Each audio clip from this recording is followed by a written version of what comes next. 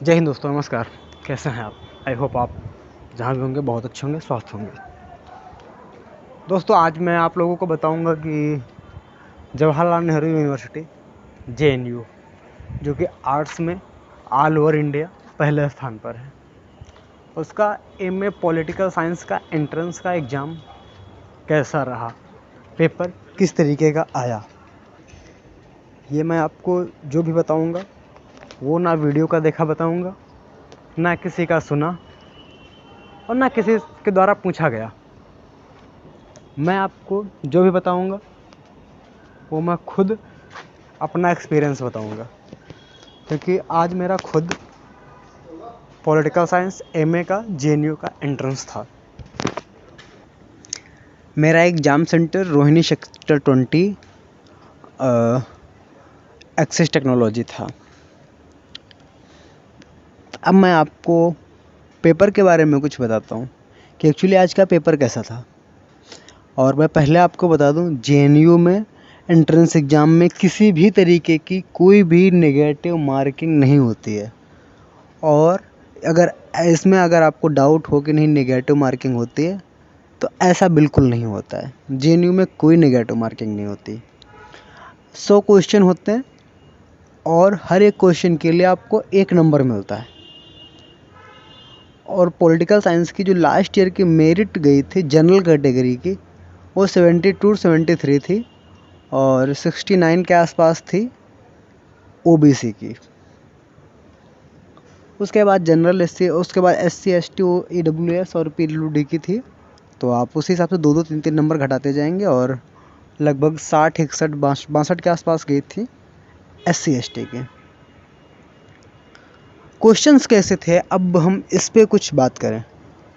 Question सारे के सारे क्वेश्चन पॉलिटिकल साइंस के ही थे। पहली बात, अगर आप ये सोच रहे हो कि आप पॉलिटिकल साइंस का एंट्रेंस देने जा रहे हैं तो उसके साथ में आपसे किसी दूसरे सब्जेक्ट के भी क्वेश्चन पूछे जाएंगे, तो ऐसा बिल्कुल भी नहीं था। उसमें भारतीय संविधान से शायद 5 या 6 क्वेश्चंस थे। उसमें से एक क्वेश्चन ये भी था कि 1946 में संविधान सभा का अध्यक्ष किसको बनाया गया था, दिसंबर 1946। और कौन से अमेंडमेंट में वोट देने की जो उम्र है वो 21 से घटा के 18 कर दी गई। ऐसे ही छोटे छोटे से सवाल, लेकिन बहुत महत्वपूर्ण सवाल। एक RTI पे क्वेश्चन आया था। और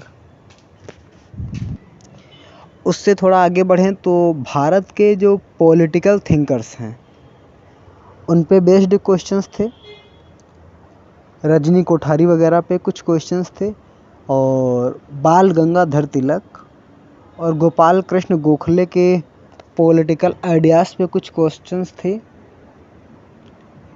MK गांधी पे कुछ क्वेश्चन थे, महात्मा गांधी और जो आधुनिक पॉलिटिकल थिंकर्स हैं उन पे भी कुछ क्वेश्चंस थे। आप मान लो कि ये वाला जो मैंने पोर्शन बताया ना, आधुनिक पॉलिटिकल थिंकर्स और ओल्ड पॉलिटिकल थिंकर्स, कॉन्स्टिट्यूशन, ये मिला के लगभग 20 से 25 क्वेश्चन बनते जाके, 25-20 क्वेश्चन मान लो। और जो पॉलिटिकल थिंकर्स के बाद आती हैं इनकी बुक्स पे आप मान लो 5 से 7 क्वेश्चन, 8 क्वेश्चन, ये राउंड फिगर में मिला के बन जाता है 30। उसके बाद हम आते हैं इंटरनेशनल पॉलिटिक्स, उसमें अंतर्राष्ट्रीय संबंध। अब इंटरनेशनल रिलेशंस मतलब IR पे जो आता है लगभग 10 क्वेश्चन के आसपास आप मान लीजिएगा, हो गया 40। अब जो इंटरनेशनल पॉलिटिकल थिंकर्स हैं, अब क्वेश्चन उन पे आते हैं और मेन जो पेपर का बड़ा पोर्शन रहता है, मतलब 60 नंबर का लगभग, वो उन पॉलिटिकल थिंकर्स पे रहता है। उनकी किताबें लगभग वही 15-20 नंबर की उनकी किताबें आ जाती हैं। सिर्फ बुक्स पे उनके क्वेश्चन पूछे जाते हैं। कुछ मिलाने वाले आ जाते हैं कि आप हमको बस आपस में मिला के लिखना है कि जैसे 5 बुक्स दे रखे हैं और 5 राइटर्स दे रखे हैं और उनका सिस्टम अल्टरनेट नहीं है, डिसबैलेंस करके दे रखे हैं। आपको बैलेंस दे करके नीचे फिलअप करना होगा कि कौन से ऑप्शन में बैलेंस दे रखा है। हो गया हमारा 60 नंबर का। अब बचा पेपर 40 नंबर का। 40 नंबर में से जो थिंकर्स हैं उसमें से 20 में तो थिंकर्स के थॉट्स, 20 से 25 में कि इनके थॉट्स में बताओ कौन सा किसका थॉट है। उसके बाद आपको इंडियन पॉलिटिकल थिंकर्स और जो अदर पॉलिटिकल थिंकर्स हैं 20 नंबर में उनके छोटे छोटे थ्योरी दे रखी होगी 1-1.5 लाइन की। अब आपको ये बताना होगा कि ये थ्योरी किसकी है।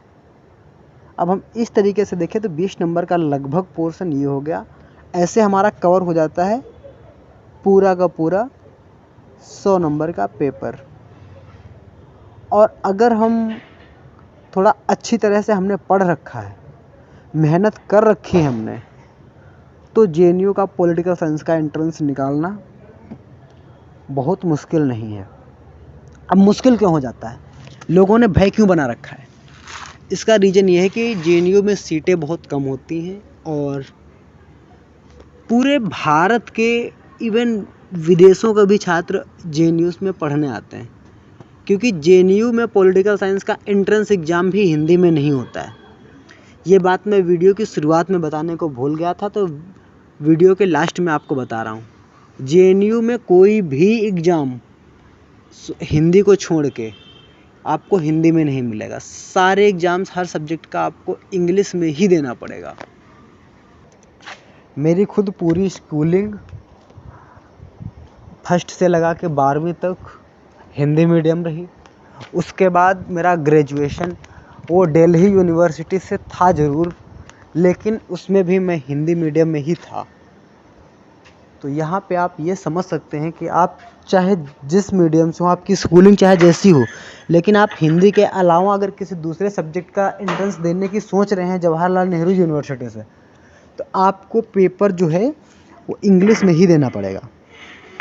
तो आपके उम्मीद करता हूँ कि बहुत सारे डाउट्स क्लियर हो गए होंगे, और जो मैंने आपको अपना ये बताया मेरा खुद का एक्सपीरियंस है, मेरा आज का पेपर का एक्सपीरियंस है।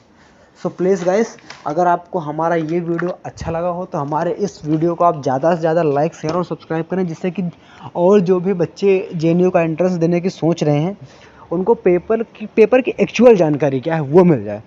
लोग आपको PDF दिखा देंगे, ये ऐसे क्वेश्चन आते, ऐसे क्वेश्चन आते, ये आता है।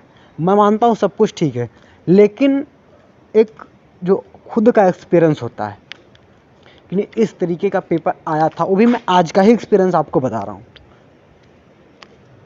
तो आप हमारे इस एक्सपीरियंस को ज़्यादा से ज़्यादा लोगों तक पहुँचाएं, जिससे कि सभी का बेनिफिट हो। फ़ायदा अगर उठाना कोई चाह रहा है तो सारे लोग मिलके उठाओ। जय हिंद।